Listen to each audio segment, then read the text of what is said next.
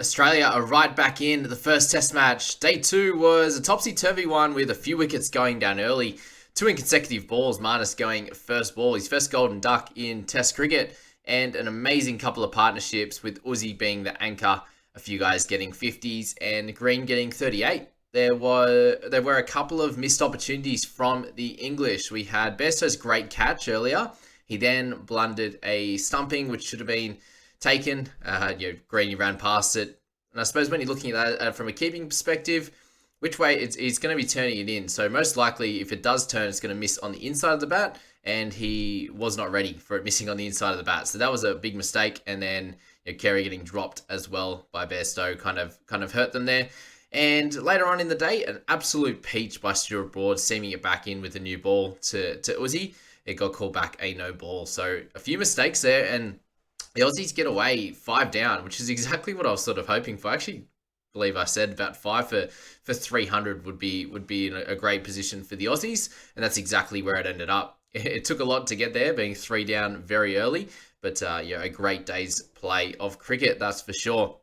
So England, they're ahead by 82 at this point, and with two set batsmen in, if the Aussies can get somewhere around that 450 to 500 mark, that would be great. But just beware, guys, being 5 down, it only takes 1 or 2 wickets to get into that tail.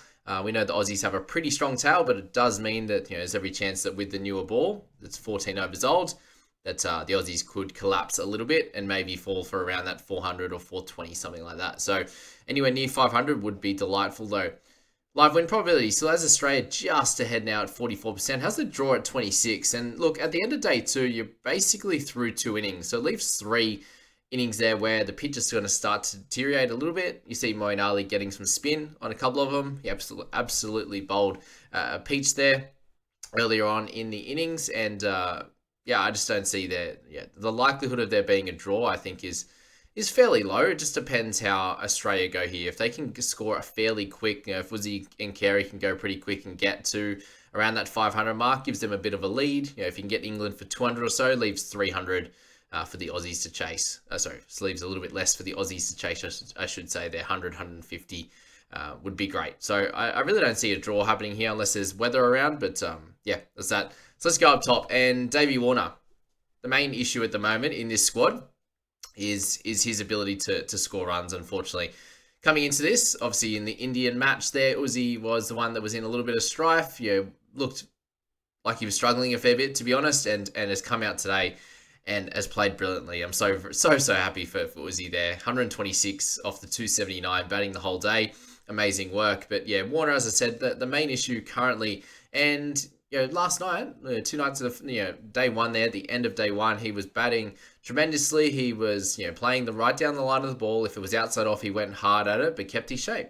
And something that the boys were saying, I think Finchy was saying there at lunch, was just that when he's batting his best, Tommy Taylor, when he's batting his best, that he actually just punches the ball, and he's so strong and he times it so well that it just flies to the boundary. And that one there, he just lost all shape. It was so wide, which is fine. If he didn't lose his shape, I think he actually middles that ball. What happens when that back leg comes around is the bat position just moves that ever so slightly, and when he's reaching out for it, that's where the inside edge comes from. And he just seems a little bit out of sorts with that. And he was doing things fine. Obviously, had slowed down. He had 8 runs overnight, and had to face a few overs himself, and really not score any runs apart from the one. And then Brody got him there. So not good at all, unfortunately.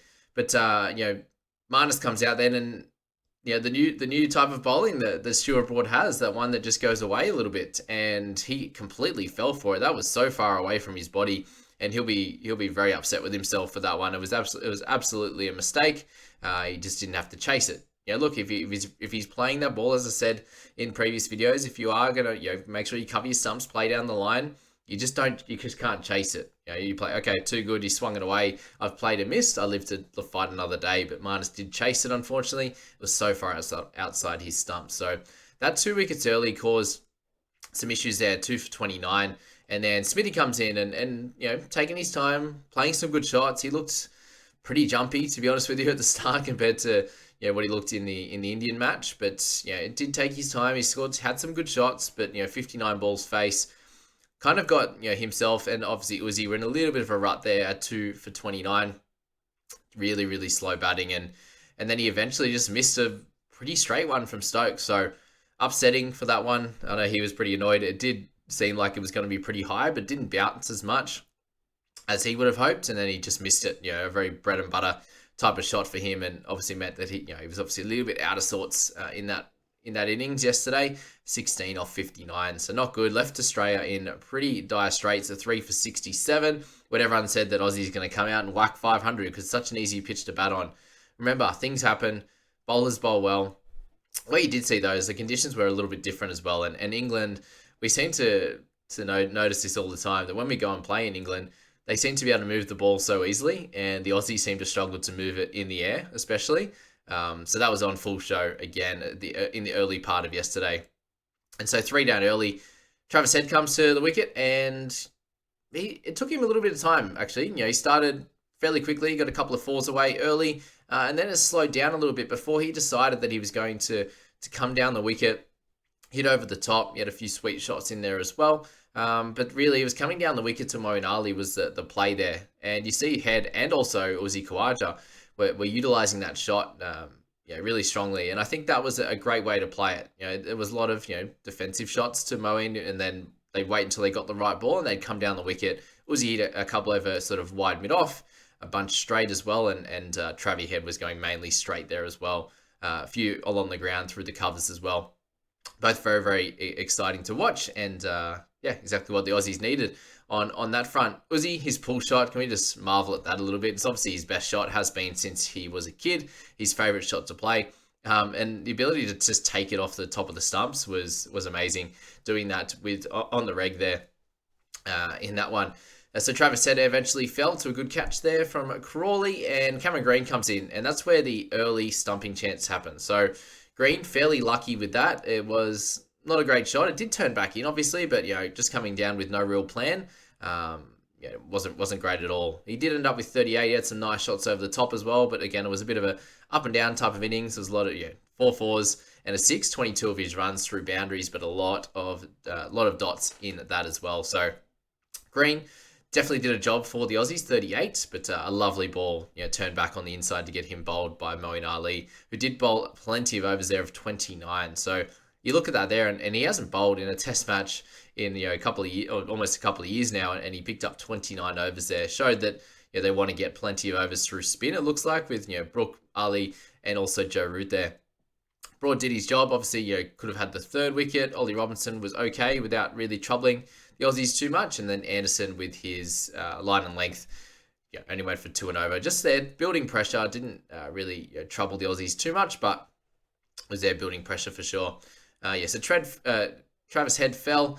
Uzi kept doing his thing. Green was in there, and then Kerry with the 52. Such an important 50, and as I was saying here, the only player right now that we're not too confident on in the Aussie batting lineup is Warner. I definitely think he can have a good innings. He'll be annoyed with that shot. I think he needs to show the intent, but also just stick to his timings, and he just got a little bit too out of his skin on that one.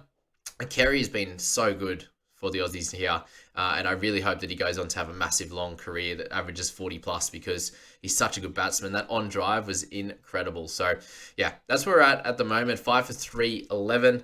I think that the Aussies will be able to come out and really just need to continue building this partnership. And if Kerry can stay in there, he's the guy that's going to be scoring the quickest. And if he can push towards that 80, 90, 100 in pretty quick fashion, I think the Aussies can get themselves in a great position, getting close to about that 100 in front. If they can get to the close to that 490 mark, puts them 100 in front. That's another 180 runs, but you would need Uzi to get about 150, 160, and you would need Kerry to pick up 100, 120 in that, I would say, unless, they do exactly what the English did and all the tail gets sort of 15 to 20, but game's definitely still in the balance. There's every chance that the Aussies get bowled out for 400, and it's a tied game going into, the second innings, but a great fight back from the Aussies, and it's exactly what we want to see in the Ashes, exactly. So a few people are blowing up about the Folks not being picked as the keeper just because of the issues that Bairstow had, and it does show that those type of misses, they catches win matches, stumpings help. It's all still the basics that are there. So it's hard to push away from Besto when he took that screamer at the start.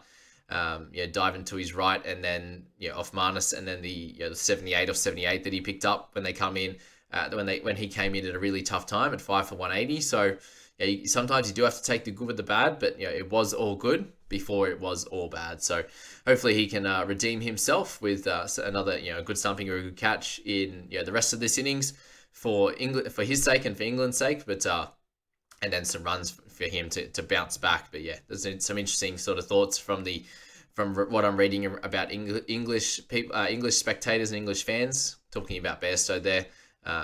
Because it's true, you do need to take them, because that's 30 odd extra runs that Green got, plenty of extra runs that Carey got there, and then I suppose Broad just get his foot behind the line, but Pat Cummins was doing that as well. So that's the day 2 reaction and analysis, guys. Let me know your thoughts on that and where you think it will end up heading into day 3.